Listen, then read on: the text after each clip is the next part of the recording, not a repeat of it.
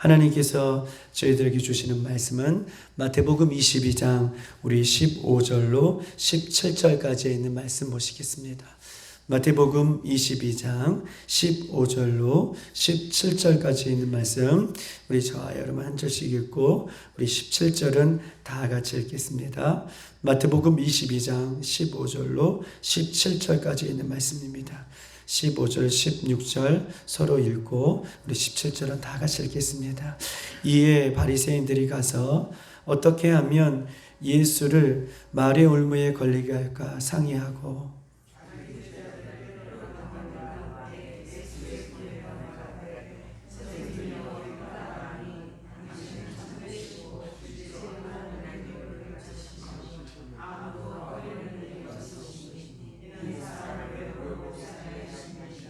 다 같이 그러면 당신의 생각에는 어떠한지 우리에게 이루소서.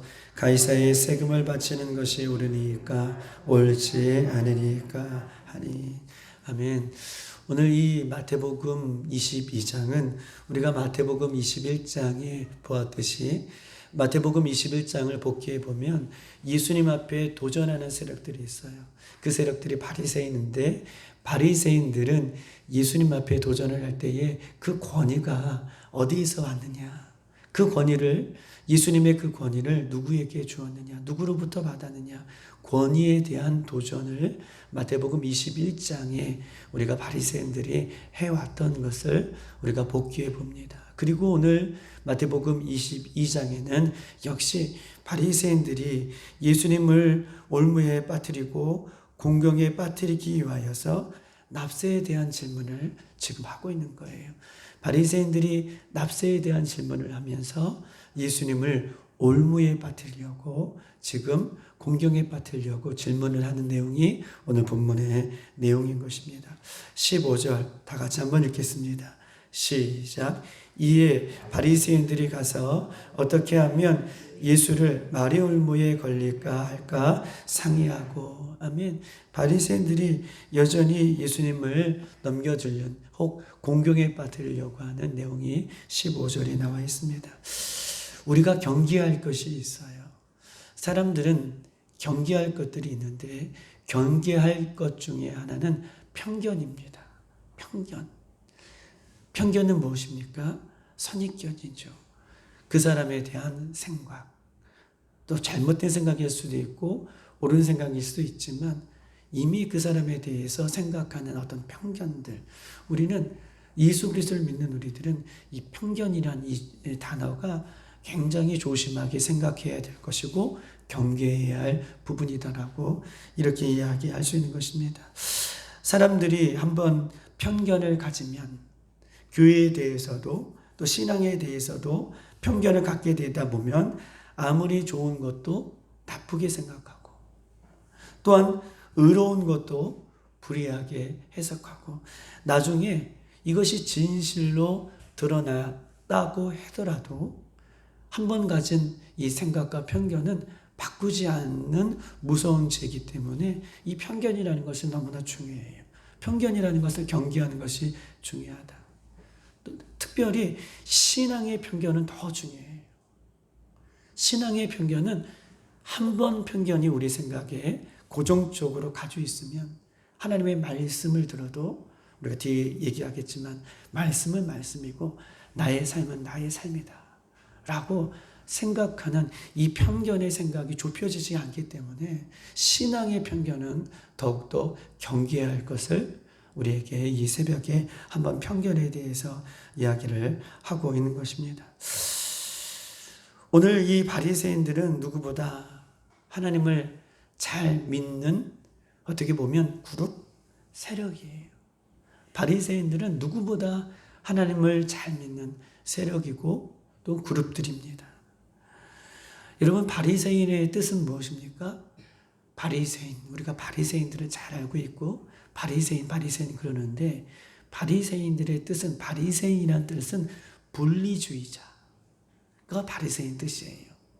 바리새인은 분리주의자, 즉 분리되다 또한 구별되다 이것이 분리주의자가 갖고 있는 뜻인데 분리되다 구별되다 세상 사람들처럼가 아니라 세상 사람들보다 구별을 되고 세상 사람들보다 분리되어서 하나님을 잘 따랐던 사람, 하나님의 말씀을 잘 따랐던 사람이 바리새인들이에요. 그래서 바리새인들을 가리켜 분리주의자다라고 이렇게 말을 하는 것입니다.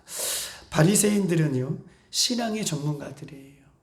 율법의 하나라도 지키기 위해서 노력했던 사람들이 바리새인들이기 때문에 바리새인들은 신앙의 전문가다라고 얘기할 수 있어요. 그런데 바리새인들은 입술로는 하나님의 말씀을 따르고 입술로는 하나님의 말씀을 지키는 것 같지만 그의 내면을 살펴보면 그들은 불신앙의 모습으로 불신의 모습으로 가득 차 있는 모습이 바리새인들의 모습인 것입니다. 그런데 이 바리새인들이 예수님에 대한 편견을 갖고 있는 거예요. 예수님에 대한 편견으로 가득한 바리새인들은 진리이신 예수님, 메시아이신 예수님을 만나고 구원을 받을 수 있는 좋은 기회들을 다 날리고 자신들이 가지고 있는 편견으로 오늘 본문에 보니까 계속해서 예수님을 나의 구주로 믿는 것이 아니라 올무에 빠뜨리려고 예수님을 올무에 빠뜨리려고 함정에 빠뜨리려고 그렇게 말씀을 잘 지킨다는 사람들이 예수님에 대한 편견으로 예수님을 시험하고 있는 내용이 오늘 본문의 내용인 것이죠. 여러분 한번 16절 다 같이 한번 읽어보십시다. 16절 다 같이 시작. 자기 제자들을 헤롯 당원들과 함께 예수께 보내어 말하되 선생이여 우리가 아노니 당신은 참되시고 진리로 하나님의 도를 가르치시며 아무도 꺼리는 일이 없으시니 이는 사람을 외모로 보지 아니하시니라. 여러분 보십시다. 여기 오늘 16절에는 두 그룹이 등장해요. 두 그룹. 첫 앞절에 보면 자기 제자들을 헤롯 당원들과 함께 예수께 보내어 말하되 라고 얘기하고 있어요. 오늘 앞에 15절에는 바리새인들의 얘기가 나왔고 16절에는 두 그룹이 등장하는데 한 그룹은 자기 제자들이라고 얘기하고 있고 한 그룹은 헤롯 당원들이라고 얘기하고 있어요. 여러분 한번 보십시다. 여기서 16절에는 두 그룹이 등장한다고 얘기하는데 두 세력이라고 얘기할 수 있어요. 그런데 자기 제자들을 헤롯 당원들에게 보냈다. 그러면 한 그룹은 얻은 거예요. 우리가 잘 알고 있듯이 뒤에 헤롯 당원들이라는 그룹이 있고 자기 제자들을 헤롯 당원들에게 보냈다. 이 자기 제자들은 누구를 얘기하는 것이죠? 15절의 이야기와 동일하게 바리새인들을 얘기해요. 그러니까 바리새인들의 제자들을 누구에게 보냈다는 거예요? 헤롯 당원들에게 보냈다는 거예요. 그런데 우리가 이 16절을 우리가 배경 지식이 없으면 이 16절을 이해하기가 좀 어려워요. 16절 자기 제자들을 헤롯 당원들에게 보냈다라고 하는 이 두 세력들, 두 그룹이 있어요. 우리가 아까 바리새인들은 어떤 세력들입니까? 율법을 철저하게 지키는 세력들이라고 얘기했어요. 그리고 이 바리새인들은 율법만 지키는 것이 아니라 율법을 어떻게 지키기 위해서 이렇게 해라라고 하는 법을 만드는 사람들이 어떻게 해요? 바리새인들이에요. 굉장한 사람들이죠. 율법을 지키기 위해서는 이렇게 해야 된다라고 하는 법까지 만들어서 지키려고 했던 사람들이 바리새인들이기 때문에 바리새인들은 세속적이고 정치적인 것들을 어떻게 해요? 배제하는 사람들이에요. 세속적이고 정치적인 것들을 배제하는 세력들이 바리새인들이에요. 그렇기 때문에 그 당시 로마가 패권을 장악하기 때문에 세속적이고 정치적인 로마의 세력과 척을 두었던 세력이 어떤 세력이에요? 바리새인들의 세력인 거예요. 그런데 오늘 헤롯 당원들이 나옵니다. 두 그룹 중에 한 그룹. 헤롯 당원들은 세속적인 세력들이에요. 정치적이기만 하면서도 세속적인 세력. 왜냐하면 로마의 화친을 하는 세력들, 로마의 정권에 어떻게 해요? 도움을 주는 세력들이 헤롯 당원들이에요. 그런데 보십시다. 어떻게 보면 바리새인의 그룹과 헤롯 당원들의 그룹들은 척을 두고 살아가는 사람들이죠. 함께 물과 기름처럼 섞이지 않는 세력들이에요. 서로 으르렁거리는 세력들이에요. 한쪽은 세속적인 세력이고 한쪽은 경건한 세력이기 때문에 이것은 물과 기름처럼 섞일 수 없어요. 그런데 16절을 보세요. 어떻게 됐다고 얘기해요? 이 바리새인 제자들을 누구에게 보냈어요? 헤롯 당원들이 보냈다는 거예요. 헤롯 당원들이 보내서 어떻게 해요? 함께 누구를 시험에 빠뜨리려고? 예수님을 시험에 빠뜨리려고. 와, 이 척을 두고 살아가는 물과 기름 같은 세력들이 예수님을 올무에 빠뜨리려고 지금 어떻게 해요? 함께 손을 잡고 예수님 앞에 시험하러 나가는 이 본문을 16절에는 이야기를 하고 있는 것입니다. 여러분 보십시다. 이것을 볼 때요, 불의한 자들의 모습은 어떤지 불의한 자들의 실상을 오늘 본문을 통해서 이야기합니다. 불의한 자들은 자신들의 이해관계에 따라서 모이고 흩어지는 사람들이 불의한 자예요. 자신의 이해관계에 따라서, 이익에 따라서 모이고 흩어지고 손잡기도 하고 손을 배제하기도 하고, 이것이 불의한 자들의 모습이고요. 평소에는 적대관계에 있더라도 자신의 이익을 따라 언제든지 연합하는 세력들이 불의한 세력들인 것입니다. 참된 신앙은 어떤 것입니까? 참된 신앙은 자신의 생각과 하나님의 말씀이 겹칠 때에, 자신의 신앙과 하나님의 말씀이 겹칠 때에 자신의 생각을 내려놓고 하나님의 말씀을 따라가는 것, 이것이 참된 신앙이에요. 할렐루야. 참된 신앙은 뭐예요? 내가 20년, 30년 신앙생활을 하더라도 오늘 하나님의 말씀이 이렇게 말씀하시면 나의 신앙을 내려놓고 하나님의 말씀을 따라가는 것이 참된 신앙이에요.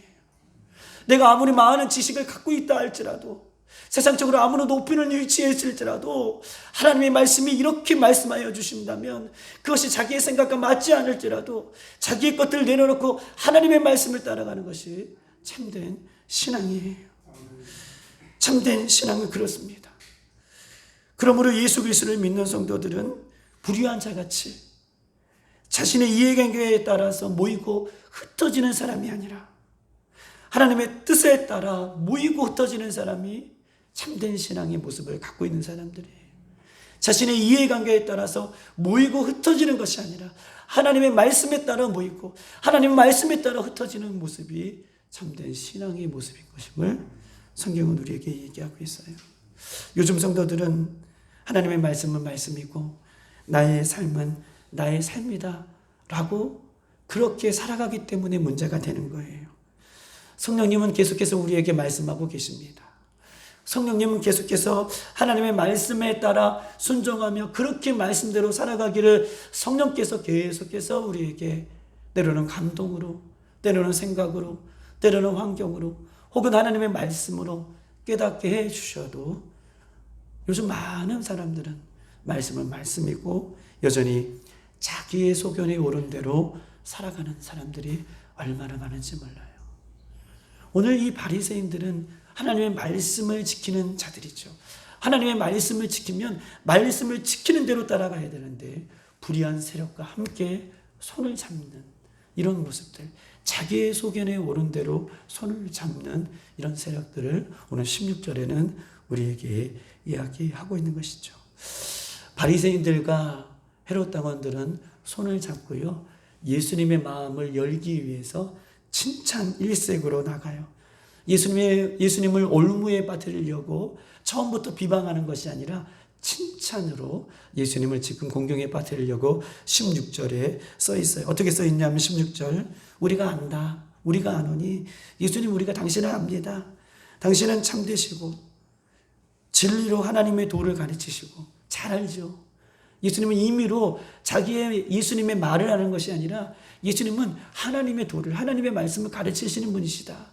자기 말을 하는 분이 아니라 하나님의 도를 가르치시는 분이다 라고 칭찬해요. 그리고 아무도 꺼리는 일이 없느니라 라고 얘기하면서 그는 예수님은 사람을 외모로 보지 않고 그의 중심을 보시는 분이시다 너무나 잘 알고 있고 예수님 막 칭찬하고 있는 이 바리새인들과 헤롯 당원들의 모습을 보게 되는 것입니다.